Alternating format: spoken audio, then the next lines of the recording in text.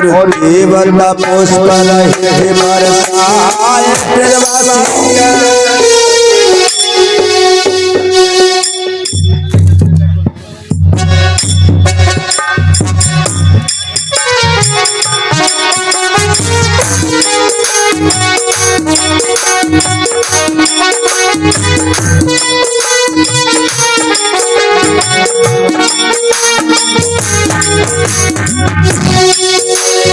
आज सब आनंद मना रहे घर गया पापी आज सभा में देवता पुष्प रहे बरसाए ब्रजवासी आनंद मनाए चेतन मन में हर्षा।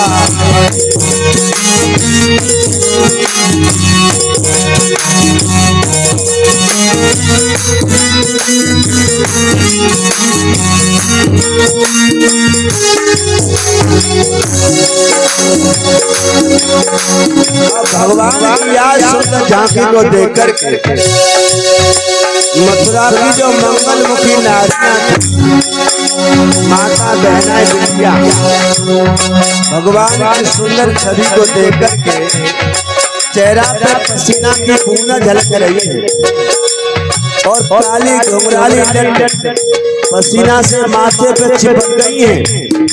ऐसा लग रहा है जैसे बर्फ के पर्वत पर काली नागिन किलोले कर रही हो। ऐसा मनोहारी रूप है मेरे प्रभु का। पापी आज सभा में केवल ब्रजवासी आनंद मनाए चेतन मन में हर्षा आए।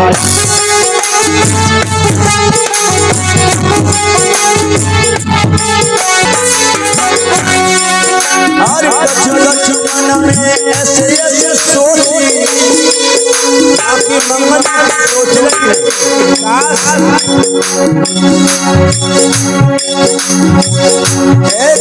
कछु मन में ऐसे ऐसे सोची ऐसे लला हमें मिल गया काश हमारे बेटा होता। ये हमारी शिक्षा रेखा ये 9 वर्ष से लगातार कथा में आ रहे हैं। आज माला अर्पण करके सम्मान किया गुरु बोले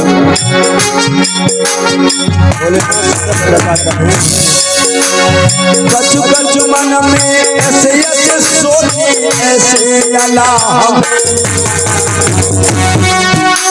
कछु कछु मन में ऐसे ऐसे सोच ऐसे घाट हमें मिल गया। ऐसे भैया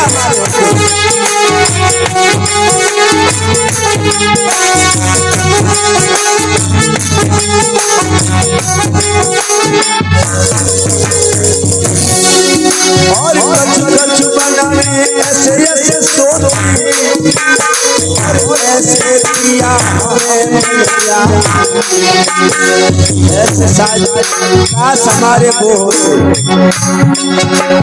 कछु कछु मन में ऐसे ऐसे सोच ऐसे किया हमें मिल गया। और कछु कछु मन में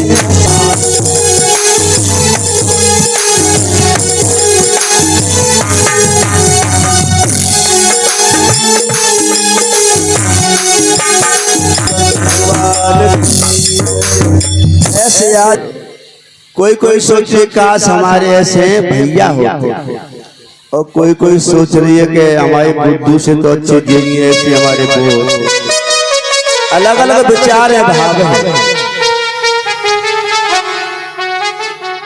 इस तरह से आज कंस सतत अत्याचारी का उद्धार किया। कंस के प्राण जब निकले ज्योति निकली भगवान के चरण में विलीन हो गई। कंस जब मारा गया सबसे पहले मेरे गोविंद जेल में गए जिसमें पापी दुष्ट कंस ने अपने पिता हुसैन को जेल में डाल दिया था। गए हाथों की हथकड़ी पांवों की बेड़ियां खुलवाई और चरणों में सर रख दिया। नाना जी मुझे क्षमा कर देना। मेरी वजह से तुम्हें कैसे कैसे कष्ट उठाने पड़े। चलो आज नाना जी को लेकर के आए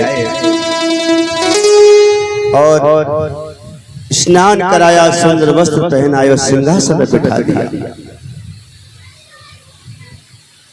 3 प्रकार के पुत्र होते हैं जिन्हें तर्पण करने का अधिकार होता है। बेटी का जो बेटा होता है वो दोहित्र जैसे बोलते हैं, वो पुत्र के समान नहीं है। और अपना बेटा वो तो पुत्र होता ही है। और एक गुरु का पुत्र, गुरु का पुत्र भी तर्पण करने का अधिकारी है। आज नाना हुसैन को सिंहासन पर बिठाया। आज नाना अग्रसेन ने गोदी में ले लियो कान्हा को, आंखों में आंसू लेके बोले, लाला जी गद्दी तो तेरी है बेटा, तू बैठ। भगवान बोले, नहीं मैं तो तुम्हारे चरणों की सेवा करूंगा, आप इस पर बैठे। उसके बाद अपनी मैया देव जी वसुदेव से मिले हैं, फिर ब्रजवासियों से मिले हैं। कुछ दिन ब्रजवासी बाबा नंद मथुरा में रहे, फिर सब ब्रजवासी वापस आ गए। कृष्ण और बलराम मथुरा में रहे। एक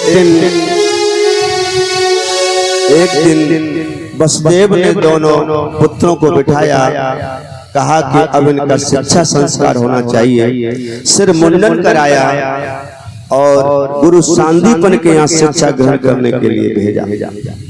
दोनों जाते हैं। इसीलिए कहा कि गुरु बने भवन तरह न कोई, जो विरंच शंकर सब होई। अगर गुरु नहीं जरूरी होते, गुरु आवश्यक जीवन नहीं होते, तो भगवान को क्या जरूरत है गुरु बनाने की? भगवान को क्या जरूरत है गुरु की शरण में जाने से? लेकिन उन्होंने ये दिखाया करके बताया कि बिना गुरु के कल्याण नहीं है। मेरी भी कृपा बिना गुरु के नहीं मिलेगी, ये उन्होंने बताया। गुरु सांदीपन के शिक्षा ग्रहण करने के लिए गए और कहते हैं विद्या विनय ददाती, विद्या पाकर के विनय न आई, संस्कार नहीं आए, शिष्टाचार नहीं आया, तो फिर विद्या बेकार है। हमने बताया आज की शिक्षा न तो नर बनाती है, न नारायण बनाती है, नौकर बनाती है। संस्कार शिष्टाचार बिल्कुल आज की शिक्षा से खत्म हो गया। माता पिता का सम्मान आज की जनरेशन नहीं कर रही है। 2 शब्द क्या पढ़ लेती है, माता पिता को तो वो समझते ही नहीं है। तो आज की शिक्षा पतन की ओर ले जा रही है, पेट पालने की ओर ले जा रही है, लेकिन संस्कार की ओर नहीं ले जा रही है। इसीलिए बता दिया कि विद्या विनयम ददाती, विद्या पाकर के विनय न बने, संस्कार नहीं आया, शिष्टाचार नहीं आया, तो कुछ भी नहीं। अब कहानी ऐसी बन गई, प्राइवेट स्कूल में पढ़ाने के लिए बहुत पैसा चाहिए, तरह तरह के खर्च, और सरकारी स्कूल में पढ़ाई नहीं हो रही है। सरकारी स्कूल के मास्टर देखो, बच्चे तो हमारे प्राइवेट में पढ़े, लेकिन मास्टरी की नौकरी सरकारी में लगे। हम ये चाहते नहीं चाहते, हर आदमी चाहता है कि मेरी मास्टरी की नौकरी तो सरकारी में लगे, क्योंकि 50,000, 60,000, 80,000 बिना करे के मिले। जब से बीजेपी है तब से शिक्षा को स्तर सुधार में है, नहीं तो पूरे दिन महीने में मास्टर जाते ही नहीं थे, हाजिरी लगती रहती थी। और चली भी जाए तो एक कुर्सी पे बैठ गए, एक कुर्सी पे लगा ले पैर और बालक कबड्डी खेल रहे, कोई ध्यान नहीं। क्यों ध्यान नहीं है? उनको 80,000 महीना पे मिल ही जाते हैं, 80,000। इसीलिए अगर आर्मी फौजी भाई को ज्यादा से ज्यादा जितनी तनख्वाह दी जाए वो भी कम है मेरे हिसाब से, और इन टीचर सरकारी मास्टरों को जितनी कम से कम दी जाए उतनी, क्योंकि काम नहीं करते। तो इस तरह से शिक्षा का स्तर गिर रहा है। इसलिए सारे विभाग प्राइवेट सेक्टर में जा रहे हैं। जो जो विभाग प्राइवेट सेक्टर में जा रहा है वो काम ढंग से कर रहे हैं, और जो सरकारी विभाग है सब घाटे में जा रहे हैं। कोई भी विभाग, जल निगम है, परिवहन निगम है, बसें सड़ रही है, 2 सवारी बिठाई की दौड़ा रहे, डीजल फूंक रहे, उन्हें क्या तनख्वाह मिल रही है। तो इसलिए सुधार जरूरी है।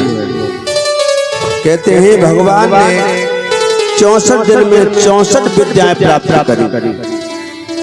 64 विद्या होती है। पढ़ाई कितने तक होती है बताओ, कोई बताओ, खड़ा करो। पढ़ाई लास्ट स्टेज कितने तक होती है, कौन बताएगा? MA तक होती है। MA, M.Com, MSc, इससे आगे पढ़ाई नहीं है। 16, क्योंकि 16 कलाएं होती हैं। चंद्रमा जब यौवन पे होता है 16 कलाओं से यौवन पे होता है। भगवान कन्हैया का जब अवतार हुआ तो पूर्ण ब्रह्म का अवतार 16 कलाओं से। परशुराम इंटरमीडिएट थे, 12 कलाओं से आए, और भगवान राम 14 कलाओं से आए। 2 कलाएं लुप्त थी उनकी, उनका प्रयोग नहीं किया। 14 BA ग्रेजुएशन किया, और मेरे गोविंद आए कन्हैया तो बिल्कुल मास्टर बन के आए, MA करके आए। 16 कलाओं से लेकर हर कला में प्रवीण, इसलिए उन्हें पूर्ण ब्रह्म का दर्जा दिया। तो 16 तक पढ़ाई होती है, 16 तक। उसके विभाग है, उस विभाग है MSc, M.Com और MA। अगर 16 विद्या 16 कलाओं को चौगुना किया जाए 64 होता है। 16 भी पढ़ाई के बाद पढ़ाई नहीं है, फिर अलग अलग डिप्लोमा, अलग PhD करते हैं लोग। तो 16 को 4 बार 54 के 64 होते हैं। 64 कलाएं होती हैं। इसमें लड़ना, बोलना, तैरना, गाना, बजाना, लिखना, ये सारी जितनी भी कलाएं, पाक कला है, घुड़सवारी कला है, युद्ध करना, ये सब 64 है। गिन लेना 64 से ज्यादा नहीं होती। तो ये 64 विद्याएं भगवान ने 64 दिन में पाई। कहते हैं सरस्वती स्वयं चल करके आई, और पहली की विद्या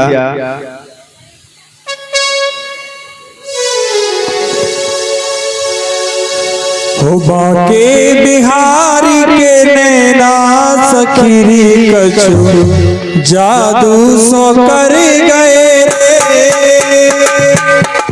बाके बिहारी के नैना सखीरी कछु जादू सो कर गए रे।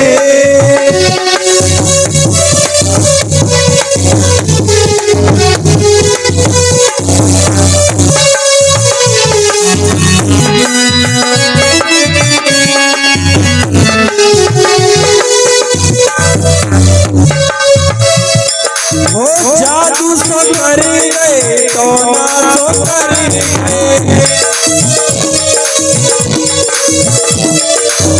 जादू सो कर गए तो ना सो कर गए।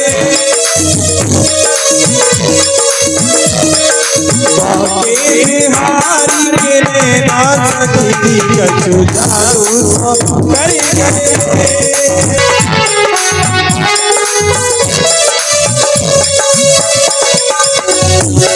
हो जाने कैसो कर गयो जादू,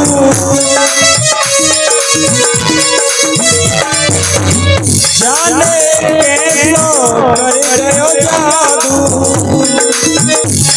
हो कर गयो जादू, कर गयो जादू। नहीं कटे नहीं रे ना सखी कछु जादू सो कर गयो रे।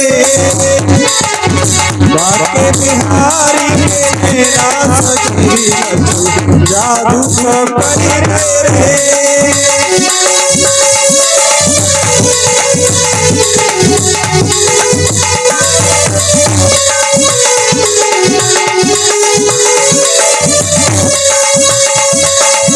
लुट गई देख छवि तेरी प्यारी,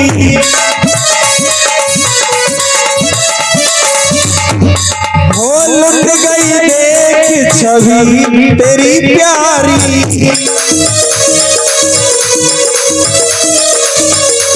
हो जादूगर शोभा के बिहारी,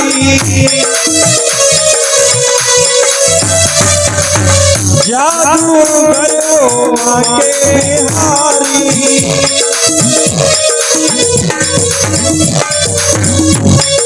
चला रहा तुझसे ना सकी जादू सब कर गई, जादू सब कर गई, शोभा के बिहारी में ना सकी जादू सब कर गई।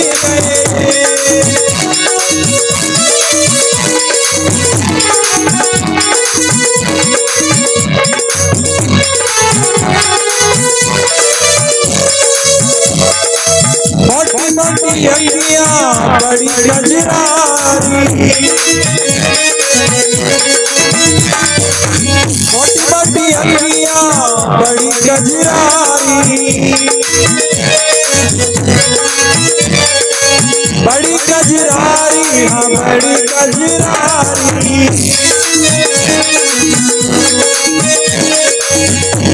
ओ दिल्ली मचल रहे ना सकीरी कछु, जादू सब कर गए, आगे हारी ना सकीरी कछु, जादू सब कर गए,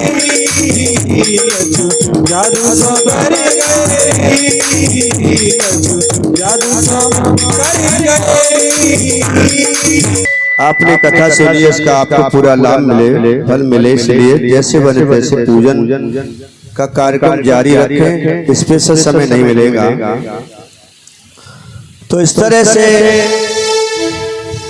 भगवान ने 64 दिन में 64 कलाओं को प्राप्त किया। पहले की शिक्षा आज की शिक्षा में कितना अंतर है। आज हम लोग देखते हैं ये मोटरसाइकिल, ये फोन, ये इस तरह के म्यूजिक सिस्टम और भी बहुत सी चीजें। हम सोचते हैं कि आज की विज्ञान, आज का ज्ञान, आज की शिक्षा पहले की शिक्षा से ज्यादा है। नहीं, आज जो आविष्कार हम देखते हैं नए नए विदेशी लोग करते हैं, ये सब हमारे यहाँ का ज्ञान, हमारे यहाँ का पैसा सब ले गए। आपने कहावत सुनी होगी कि मेरा देश सोने की चिड़िया, अक्सर ऐसा कहते हैं लोग, ये मैं नहीं कहता। मेरा देश सोने की चिड़िया नहीं, सोने का सागर था, सोने का सागर। जिस तरह से जब फसल होती है, घर घर में अनाज के ढेर लगते हैं, गांव में आप जाइए, उसी तरह से पहले मेरे देश में अंग्रेजों के आने से पहले और मुगलों के आने से पहले मेरे देश में सोने चांदी की मोहरें, असरफियों के ढेर लगा करते थे। एक साधारण आदमी भी कम से कम 250 ग्राम सोना पहनता था। किलो में जो चांदियां हुआ करती थी। आज भी गुजरात में, राजस्थान में आप देखोगे एक साधारण नारी आधी किलो के चांदी के आज भी खड़ुआ पहनती है पैरों में, क्योंकि राजस्थान गुजरात आज भी धनी है। गुजरात क्यों धनी है? क्योंकि भगवान ने गुजरात में जाकर हुंडी की वर्षा की, और राजस्थान धनी इसीलिए पहले से रजवाड़ा राजस्थान रहा है। तो ये आज मिसाल है। सोने का सागर कैसे था? माना कि सोने की खाने हैं, लेकिन सबसे ज्यादा सोना कहाँ है? पश्चिमी देशों में, जिन्हें आज अरब कंट्री बोलते हैं, वहां सोना है, वहां सोने की खाने हैं, वहां तेल की खाने हैं, तेल की खदानें हैं। तो हमारे यहाँ की चीजें, हमारे लोग 4 वर्ण में ये समाज विभाजित था। पहला वर्ण जिसे ब्राह्मण वर्ण कहते हैं, इसका कार्य था ज्ञान देना और ज्ञान अर्जित करना, पढ़ना और पढ़ाना, दान देना और लेना, ये काम थे इसके। अर्थात ज्ञान का क्षेत्र इसके पास था।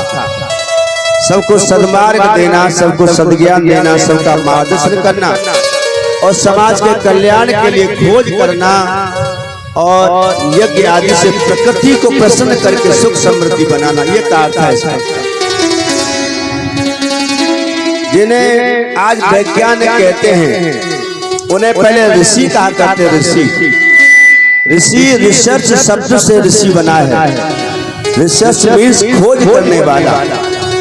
और जो दूसरा वर्ण है जिसे क्षत्रिय वर्ण बोलते हैं, क्षत्रिय वर्ण का काम था देश की, समाज की, जनता की, धर्म की रक्षा करना, उसका काम था। रक्षा करता था, तो रक्षा करता था। और वैश्य लोग, तीसरा वर्ण था वैश्य लोग, व्यापारी वर्ग, वो यहाँ से सामान लेकर के वहां बेचना, वहां से सामान लेकर के यहाँ बेचना। जो अभाव को पूरा करे, कमी को जो पूरा करता है उसे वैश्य कहते हैं, उसे व्यापारी कहता है। उनके अंडर में ही पशुधन आता था, उनके अंडर में ही ये वाणिज्य क्षेत्र आता था।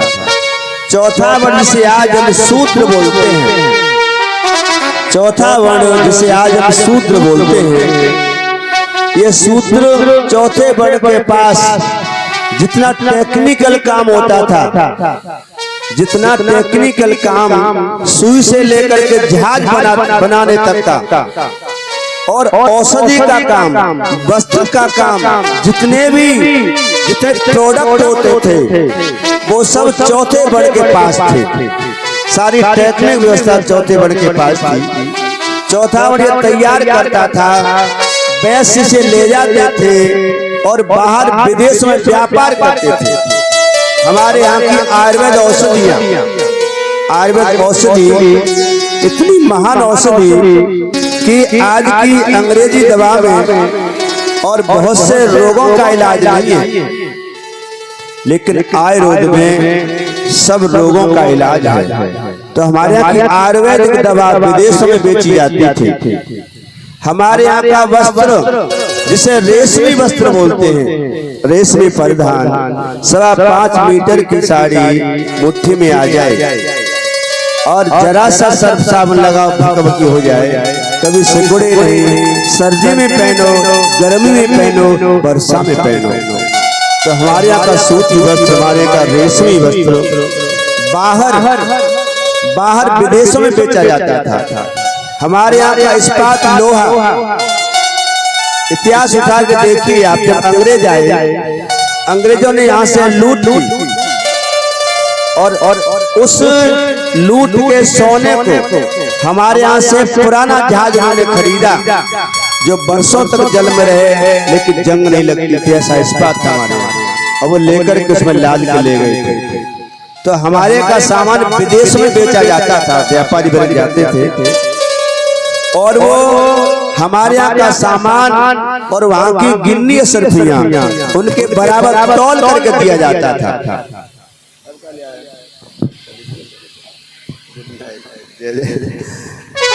तेरे खाने के लिए मुझे दे रहा, चल ठीक है, आनंद ले। तो पहले एक तराजू में एक तरफ हमारे देश का सामान वस्तु और दूसरे तराजू में वहाँ की गिन्नियां, असरफिया, मोहरें। पहले सोने चांदी गिन्नियां चलती थी, फिर चांदी के सिक्का चलने लगे। एक बार हरियाणा महेंद्रगढ़ हमारी कथा और यह पूजन करा रहे थे, तो पूजन में दक्षिणा का नाम तो आता है भैया, बिना दक्षिणा के कुछ ना। तो वो बोली मजाक में हरियाणा की, अरे गुरुदेव, पहले दक्षिणा में 1 रुपया चलता था। मन की हाँ सही बात है, चलता था, लेकिन मैंने चलता तो था, लेकिन चांदी का होता था। सच बात है, चांदी का होता था, 1 रुपया चलता था।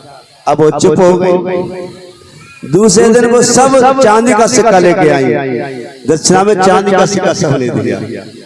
तो पहले गिन्नियां, जब हमारे की वस्तु एक तराजू के पल्ले में रखी जाती थी और वहाँ की गिन्नियां एक तराजू के पल्ले में रखी जाती थी, बराबर तुलता था। आज भी कई कई इस तरह से इससे सौदा बिकता है। आप लोहा मंडी चले जाओ, यहीं भी चले जाओ, रोड पे देखो कपड़े बेचते हैं, वो तौल से बेचते हैं। आज भी तौल से कपड़ा बिकता है, तो पहले ऐसे ही बिकता था। तो वहां से गिन्नियां लेकर के हमारे यहाँ की वस्तु वहां देते थे, वहां से गिन्नी असरफियां लेकर के अपने देश में आते थे व्यापारी। फिर वो राजा को, क्षत्रियों को टैक्स देते थे, जिससे देश का समाज का विकास होता था। चौथा वर्ग सूत्र से बोलते हैं, वो सामान तैयार करता था। और इस तरह से इन तीनों वर्णों को ब्राह्मण वर्ण मार्गदर्शन करता था। ये व्यवस्था थी, कोई छोटा नहीं था, कोई ऊंच नीच की व्यवस्था नहीं थी, सब समान होते थे, समान बैठ करके रहते थे, खाते पीते सब थे। लेकिन अब कुछ समय से ऐसा बन गया। तो इस तरह से हमारे देश में धन के गिन्नियों के भंडार भरे होते थे। तो यहाँ जब मुगल यहाँ आए तो उन्होंने देखा यहाँ तो सोना ही सोना है। हमारे सबसे ज्यादा सोना मंदिरों में होता था, मंदिरों में। आज भी देख लो, तुम वृंदावन जाओ, सोने का खम्मा आज भी देख सकते हो। सोमनाथ के मंदिर में सोना, आज तुम काशी चले जाओ, बनारस, आज भी सोना लगा है वहाँ पर। बहुत जगह है जहाँ पे स्वर्ण मंदिर चले जाओ, सोने का ही मंदिर है, आज भी है। तो जब मुगल आए, उन्होंने देखा यहाँ पर इतना सोना है, तो वो लुटेरों ने यहाँ लूट की और बहुत सारा धन लेकर के छकड़ों पर लाद के, गधाओं पर लाद करके ले गए। जब हमारे देश के व्यापारी वहां से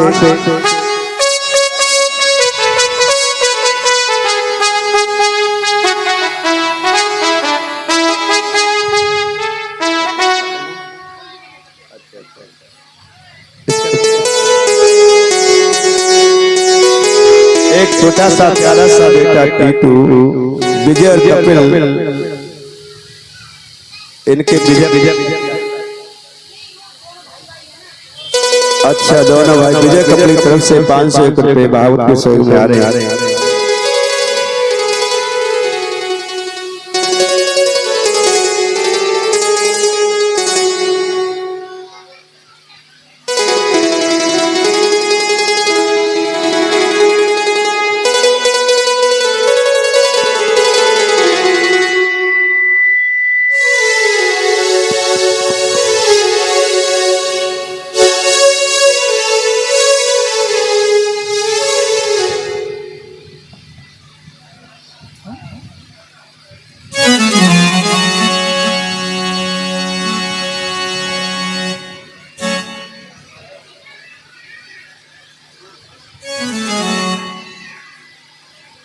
बोले गोविंद भगवान की जय। तो जब वहां से हमारे वैश्य लोग अपना सामान देकर के गिन्नियां सुल्तान लेके आते थे, तो ये इंग्लैंड, अमेरिका, जो यूरोपीय देश है, ये लुटेरे, अंग्रेज सदा से लुटेरे रहे। ये छुप छुप करके हमारे वैश्यों को, हमारे व्यापारियों को लूट लेते थे। जब लूट लेते थे ये, तो इन्होंने देखा कि भारत में बहुत सोना है, बहुत धन है, तो ये ईस्ट इंडिया कंपनी का बहाना लेकर के भारत में सबसे पहले कलकत्ता में आए। हमारे यहाँ कोई शराब नहीं पीता था, इन्होंने आकर के सबसे पहले मांस या खाना और खिलाना शुरू किया, और शराब का सेवन, शराब फ्री बांटी, क्योंकि वो ठंडे देश हैं, ठंडे राष्ट्र हैं, तो वहाँ ये सब चीजें चलती हैं। तो कलकत्ता में आई, ईस्ट इंडिया कंपनी स्थापना करी, और धीरे धीरे धीरे धीरे यहाँ से टैक्स पे टैक्स लगा करके यहाँ से सारा धन ये लूट लूट के ले गए। तो इसलिए हमारा देश सोने का सागर था, कोई कमी नहीं थी। हमारे यहाँ की चीजें, वस्तुएं, आयुर्वेद वहाँ जाके बिकते थे। इसीलिए हमारे यहाँ धन की कमी नहीं थी, हमारे यहाँ विद्या की कमी नहीं थी, हमारे यहाँ टेक्निकल काम की कमी नहीं थी। हमारे यहाँ का ज्ञान भी चुराया, हमारे यहाँ का धन भी लूट के ले गए। आज नए नए आविष्कार कर रहे हैं, जो आज तुम देख रहे हो ना, परमाणु बम, ये हमारी तकनीक है। महाभारत के युद्ध में जब परमाणु बम का प्रयोग नहीं किया था, और राम और रावण का युद्ध हुआ, तो वहां में ब्रह्मास्त्र का अर्थात परमाणु बम का प्रयोग नहीं किया था, निषेध है। महाभारत हो गया, उसके बाद अश्वत्थामा ने वो ब्रह्मास्त्र छोड़ा जिसे आज परमाणु बम बोलते हैं। जब उसको छोड़ा, ब्रह्मा जी ने कहा कि सारी धरती नष्ट हो जाएगी, आज भी परमाणु बम से खतरा है। कि वही ब्रह्मास्त्र, वही तकनीक के आधार पर इसका निर्माण किया। आज जो तुम देख रहे हो, जो विमान, लड़ाकू विमान, मिसाइलें, उनका नाम अर्जुन जेट विमान, भीम जेट विमान, उनके नाम पर सारे विमानों का नाम है। तो कहते हैं कि पहले की शिक्षा आज की शिक्षा बहुत अंतर है। पहले हमारे यहाँ बहुत ज्ञान था, विद्या थी और धन था, लेकिन चोर लुटेरे 200 वर्ष अंग्रेज ने राज किया, सब कमर तोड़ के देश की चले गए। अंग्रेजों की कमी नहीं है, हमारी तुम्हारी कमी है। फूट में लूट हुई है, और हिंदू तुम्हें फूट न होती तो तेरी इस तरह से लूट न होती। आज भी हम नेक बात पर आपसे झगड़ा कर लेते हैं और दूसरे उसका फायदा उठाते हैं। इसीलिए हम यही कह रहे हैं, एक रहो, नेक रहो, बटेंगे तो कटेंगे। योगी जी का ये सच है, इसलिए बटना नहीं है। और सब हिंदू, इसलिए हमारा नारा है कि जात पात की करें विदाई और हिंदू हिंदू भाई। इस तरह से तो शिक्षा पाई। बताया कि पहले की शिक्षा में आज की शिक्षा में कितना अंतर है। तब तक कुछ दानदाताओं के नाम सुन लें। 1151 पे श्री नेत्रपाल धर्मपत्नी पिंकी देवी, उन्होंने दान किया और आज 501 रुपए और उन्होंने भाव के सहयोग दिए। और 1100 रुपए सुनील पुत्र श्री संजय सिंह गीता देवी जी की तरफ से आए। 500 रुपए विष्णु प्रजापति सत्यम बिहार उन्होंने दिए। 501 रुपए हरीश जी के आए हैं। 501 रुपए लवकेश प्रजापति इन्होंने दिए। एक कट्टा आटे का दिया। विजय नंदन जी ने सिलेंडर दिया है। रघुनंदन जी ने एक कट्टा आलू का दिया। हरिदास ने एक कट्टा आलू का दिया। अमर सिंह जी ने एक कट्टा आटे का दिया। भीकम सिंह जी ने एक कट्टा आटे का दिया है। सिमंदर अमरपुरा से और 80 किलो आटा आया है। एक टीन रिफाइंड गुप्तदान में आई है। 500 रुपए काना सुपुत्र बबलू इन्होंने भाव के सहयोग दिया। रेखा जी ने 10 किलो आटा दिया। राम सेवक जी ने आटा रिफाइंड कुछ सहित दिया है। और 1011 प्रेम सिंह तुर्किया वाले जी ने भाव के सहयोग में दिया। 501 रुपए रिंकू कुमार जी ने सहयोग में दिया है। 501 रुपए गुप्तदान दिए हैं। 501 रुपए श्री सुनील जी ने और भावत के सहयोग में दिए हैं। 501 रुपए कृष्णा डेयरी इन्होंने दिए हैं, अभी मेरे पास नहीं आए हैं। 501 रुपए वृंदावन हलवाई जी ने दिए हैं। 501 रुपए श्यामवीर जी के आए। 501 रुपए और श्रोत्र जी हैं उन्होंने दिए। 501 रुपए श्री राज जी के आए। 500 रुपए गुप्तदान हुआ। फिर 500 का गुप्तदान हुआ। 500 का फिर गुप्तदान हुआ। और 501 करण सिंह जी ने दिए हैं। 501 रुपए आदित्य जी जो बाबूलाल के और छोटा सा बेटा यहाँ आया। और 501 रुपए और गुप्तदान दिए हैं। 501 रुपए विजय कपिल इनकी तरफ से आए। 501 रुपए नेत्रपाल अभी मैंने बोले वो आए हैं। और 551 रुपए गुप्तदान भाव के सहयोग में आए हैं। सभी को बहुत बहुत धन्यवाद, साधुवाद, आशीर्वाद। सभी बने रहे, सबके जीवन धन धान की पूर्ति भगवान करे और सभी आनंद से रहे। बोले गोविंद भगवान की जय। अगर धर्मी लोग दानी लोग इसी तरह से आते रहेंगे तो भगवान की चर्चा, धर्म चर्चा यूं होती रहेगी और भगवान की कृपा यूं बरसती रहेगी। तो बताया कि पहले की शिक्षा और आज की शिक्षा में कितना अंतर है। बताया बिना विद्या भारत देश, देश तेरी भयकारी। बिना शिक्षा भारत देश, देश तेरी भयकारी। बिना विद्या भारत देश,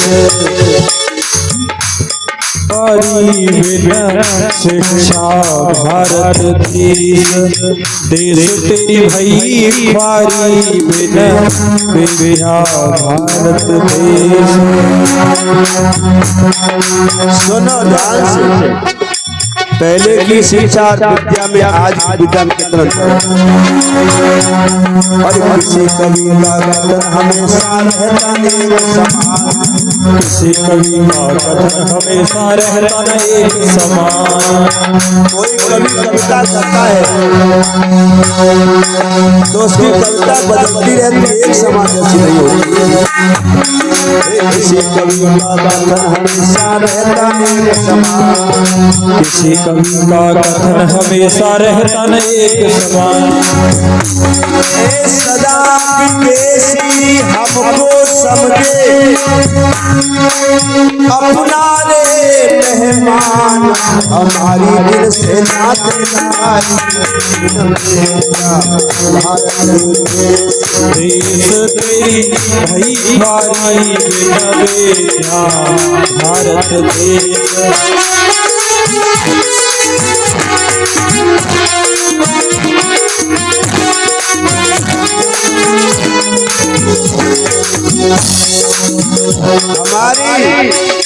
हमारे पुरखों की ससुराल विदेशों में थी। आप सोच रहे कैसे अर्जुन भी आया अमेरिका और पांडव भी आया, हे अर्जुन भी आए अमेरिका और पांडव भी आए। अर्जुन अमेरिका जिसे आज अमेरिका बोलते हैं, उसे पहले पातालपुरी कहते थे।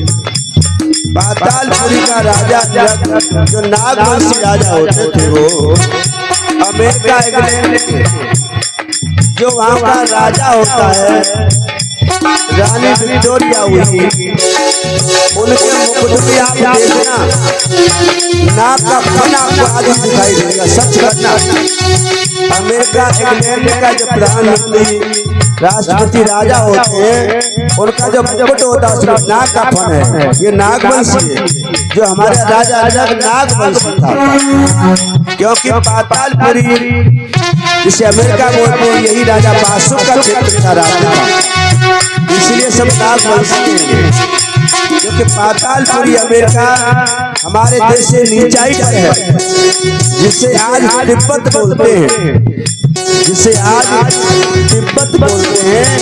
पहले उसे ही देवलोक इंद्र का लोक बोलते थे, क्योंकि वो ऊंचाई पर है। महाविलय में तिब्बत का क्षेत्र जलमग्न था। बताया अर्जुन भी आए अमेरिका और पांडव भी आए, अर्जुन भी आई अमेरिका और पांडव भी आई ईरान। धृतराष्ट्र महाराज तो ब्याहे काबुल के दरमियान, जहाँ मैया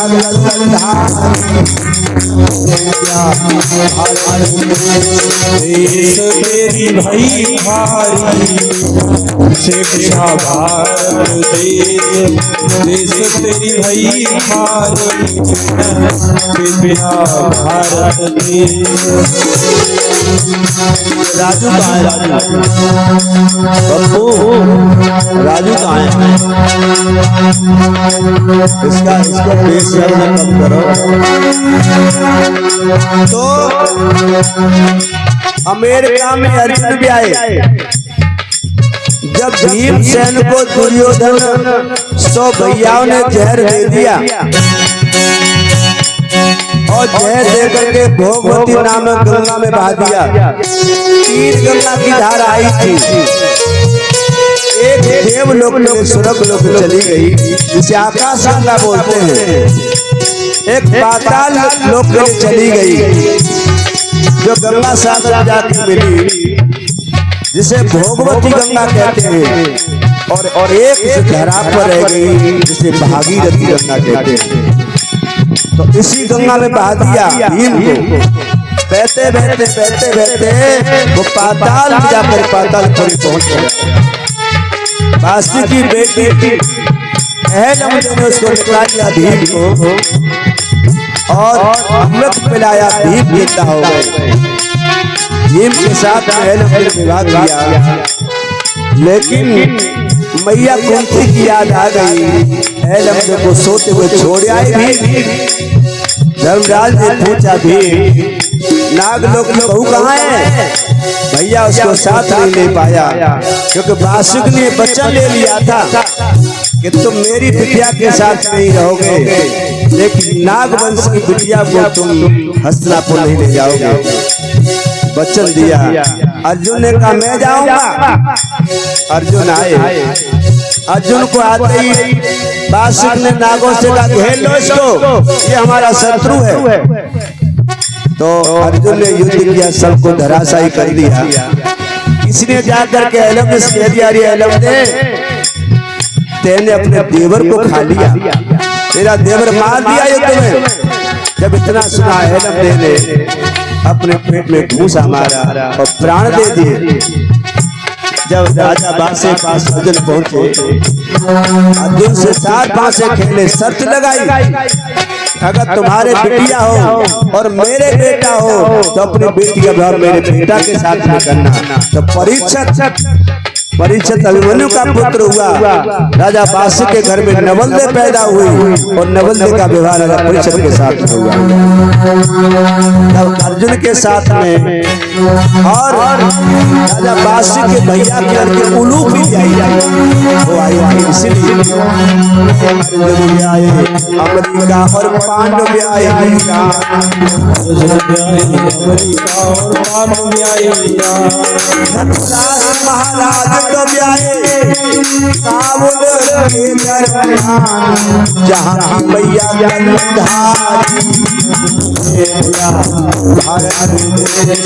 देश तेरी भई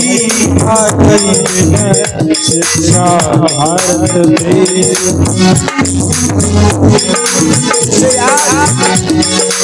अफगानिस्तान बोलते हैं, इससे पहले काबुल बोलते थे, काबुल। ऐसे ही गंधार देश, गंधारी के नाम पर गंधार देश बोला। यही का शकुनी था, यही का शकुनी था। और सुनो, अरे मोटरसाइकिल देख के लोग करे अफसोस, मोटरसाइकिल देख के लोग करे अफसोस। मोटरसाइकिल कि तुम मारोगे स्टार्ट हो जाती है, अब तक की जरूरत नहीं है, सेल्फ स्टार्ट आ रही है। 1 लीटर पेट्रोल में कितनी चलती है मोटरसाइकिल? 50 किलोमीटर, 60 किलोमीटर, 70-80 किलोमीटर से ज्यादा नहीं चलती। ये आज की विज्ञान है, पहले की विज्ञान मोटरसाइकिल देख लोग करे अफसोस, मोटरसाइकिल देख लोग करे अफसोस। आज तो घोड़ा 1 घंटे में राजा भोज का काठ का घोड़ा, काठ का घोड़ा 1 घंटे में ज्यादा 27 भोज जाता सवार।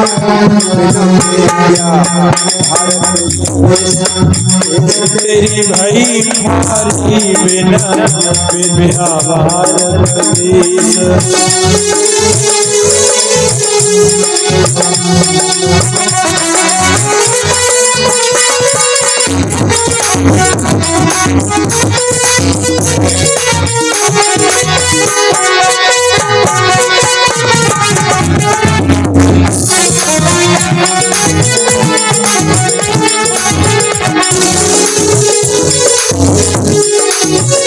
काठ का घोड़ा 1 घंटे में जो घास न खावे दाना, 1 घंटे में 27 कोस जाता था, जिसमें राजा भोज एक कोस में कितने किलोमीटर होते हैं? 3 का 27 कोस जाता है, 20 दिया 60, 7, 21, 81 किलोमीटर। 1 घंटे में 81 किलोमीटर चलता था राजा भोज। और सुनो, ये बाजार देख के लोग बहुत कम, ये मोबाइल देखते हैं ना, देखो सामने की बिटिया, हेलो,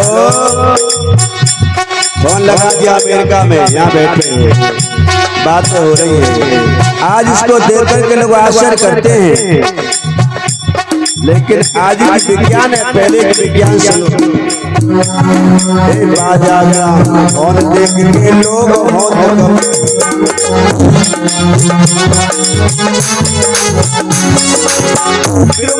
जीत के तख्त के नीचे राजा वीर विक्रमादित्य उज्जैन नगरी का राजा था, राजा भरतरी का छोटा भाई, वही भरतरी पिंगला रानी विक्रमादित्य के सिंहासन के नीचे से 32 मोबाइल मशीनें फिट थी। 32 जो 32 भाषा में सूचना आती थी, पहले 32 देश हुआ करते थे, आज वो देश 154 देश बन गए हैं। तो बताया विक्रमादित्य के तख्त के नीचे लगी थी 32 मशीन, भाषा भारत देश देश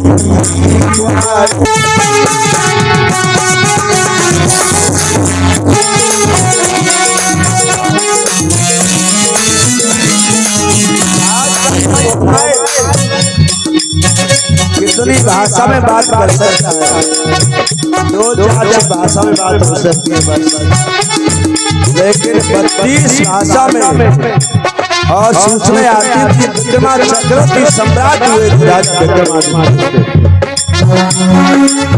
और बताओ तुम्हें, पहले हमारे तुम्हारे बच्चे एक खेल खेलते थे, एक माचिस की खाली डिब्बी लेते थे और उसमें छेद करके धागा बांध लेते थे, आज भी करके देख सकते हो। और एक लंबा धागा बनाया और दूसरी माचिस की डिब्बी में धागा जोड़ लिया। एक बच्चा उसमें बोलता था माचिस की डिब्बी में और दूसरा सुनता था। ये तार सेवा।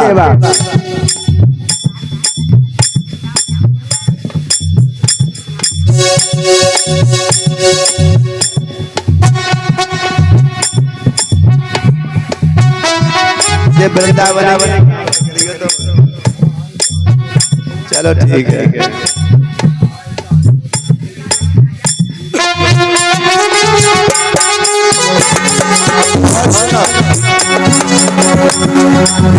हवाई लोग हो तो भय मान, हवाई जहाज देखते हो ना जो आकाश से बिना सड़क पे उड़ रहा है।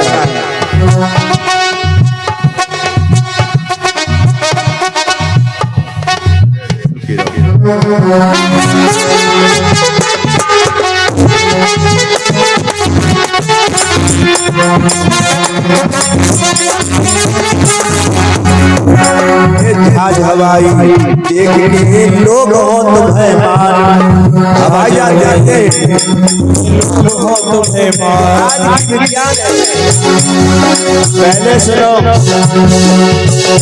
रामचंद्र लंका से लाए, पहले भारत में ही लंका, रामचंद्र लंका से लाए उस वक्त एक भरी सेना भारत देश तेरे भारत देश तेरी भई हमारी विद्या भारत देश।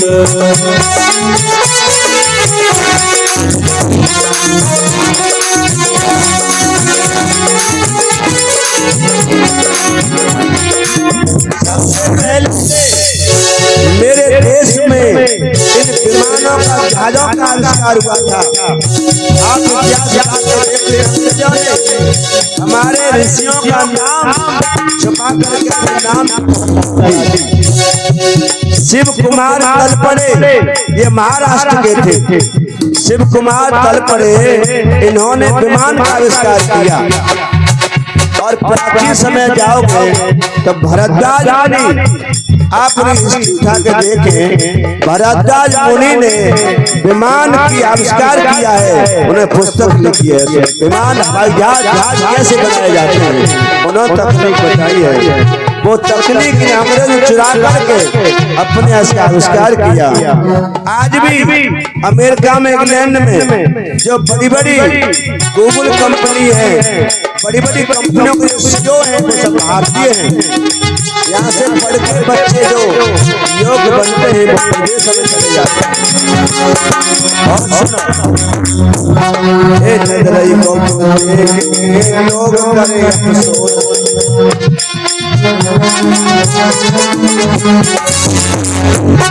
नदरई का पुल देखा, नदरई का पुल कासगंज कभी जाओ तो रास्ता में पड़ता, बिना खंबे का पुल है ये। ऐसा पुल बनाया है कि नीचे नदी है, ऊपर नदी और बीच में सड़क है। इसमें देखना जाकर कि अंग्रेजों ने बनाया, ये अंग्रेजों ने अपनी तकनीक से बनाया बिना खंबे का पुल। आज भी बनाया, कोई पत्थर नहीं है, ईंट ईंट लगी इसमें, ये अंग्रेजों ने बनाया। आज भी विज्ञान के पहले विज्ञान लोग करे अफसोस।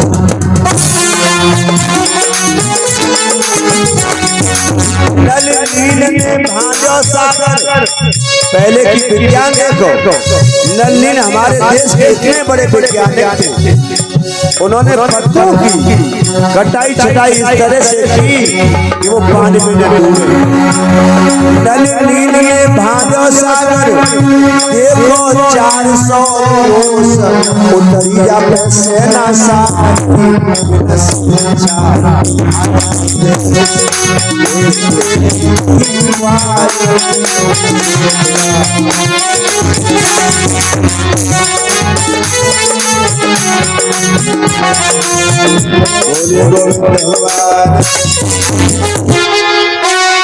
नल ने हमारे विज्ञान के आधार पर 400 कोस पुल बांधा।